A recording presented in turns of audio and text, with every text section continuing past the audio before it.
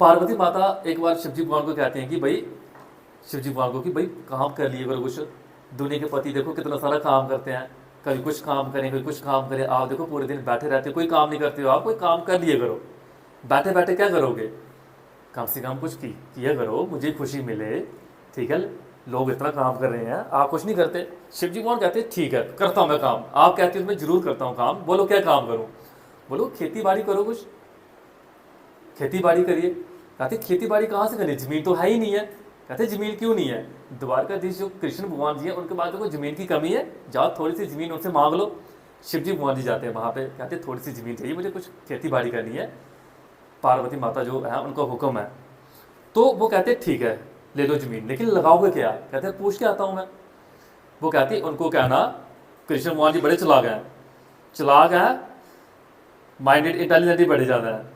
ऐसा करना, उनको कहना नीचे वाली फसल मेरी, ऊपर वाली आपकी। शिव जी भगवान जी कृष्ण भगवान जी के पास जाते हैं और कहते हैं फसल लगाएंगे, ऐसा करते हैं नीचे वाली मेरी, ऊपर वाली आपकी, ऊपर वाली आपकी।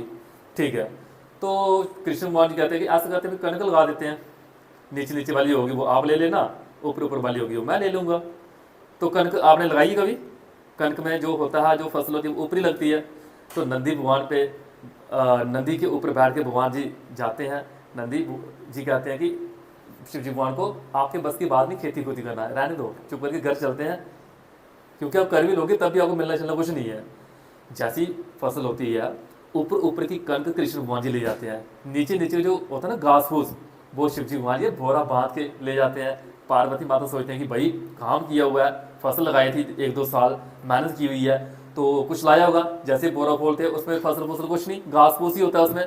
कहते मैंने कहा था आपसे कुछ नहीं होता, आप सिर्फ बैठे रहते हो, आपसे कुछ नहीं होता है।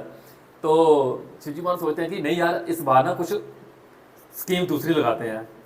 जाते हैं कृष्ण भगवान जी के पास, कहते हैं कि इस बार फसल चेंज, इस बार ऊपर ऊपर की मेरी रहेगी, नीचे नीचे की आपकी रहेगी। कृष्ण भगवान जी कहते हैं ठीक है, लेकिन लगाए क्या है।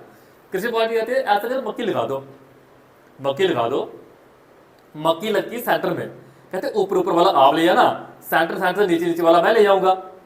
जैसे 1 साल होता है, फसल पूरी कंप्लीट होती है, तो पार्वती माता के पास जाते हैं, तो जो नीचे नीचे जो मक्की होती है वो ले जाते हैं कृष्ण भगवान जी, ऊपर ऊपर जो सिर्फ घास फूस होता है मक्की का वो ले जाते हैं शिव जी भगवान जी।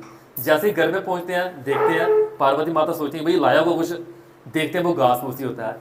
नंदी जी कहते हैं मैंने कहा था आपसे कुछ नहीं होने वाला, देखो पिछली बार गए थे तब भी घास फूस लेके आए, सिर्फ एक जो नंदी जी है उनका ही इसमें पेट भर रहा है, हमें क्या मिला, हमें कुछ नहीं मिला। तो ये सारी चीज़ें देखते हुए शिव जी भगवान सोचते हैं यार किया तो किया क्या जाए, कुछ स्कीम चल नहीं रही है। तो इतने में फिर कृष्ण भगवान जी वहाँ पे आते हैं। कृष्ण भगवान जी जब वहाँ पे आते हैं तो कहते हैं कि भाई ऐसा नहीं है कि भोलेनाथ जो शिव जी भगवान जी हैं इनको कुछ मिला नहीं, ये दुनिया में ऐसे ऐसे काम करते हैं, अपने पास कुछ नहीं रखते हैं, तभी इनको दुनिया में क्या, इनको भोलेनाथ भोले भगवान बोलते हैं।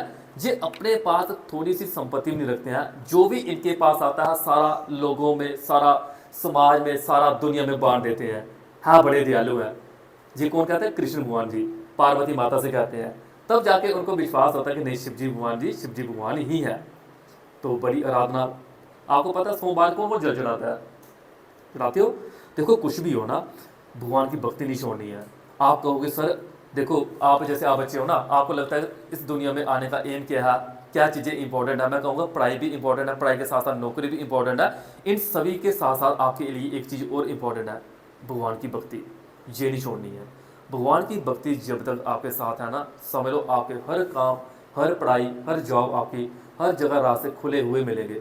जब तक भगवान साथ नहीं है तब तक आपके सारे रास्ते बंद होंगे। आप सोचोगे ये काम होगा नहीं होगा। जब भगवान पे विश्वास है तो तब आपको लगे अंदर से आवाज़ आएगी नहीं ये काम होकर ही रहेगा, मेरे साथ भगवान खड़े हैं, मेरे साथ हनुमान जी खड़े हैं, मेरे साथ शिव जी भगवान जी खड़े हैं, मेरे साथ राम जी खड़े हैं।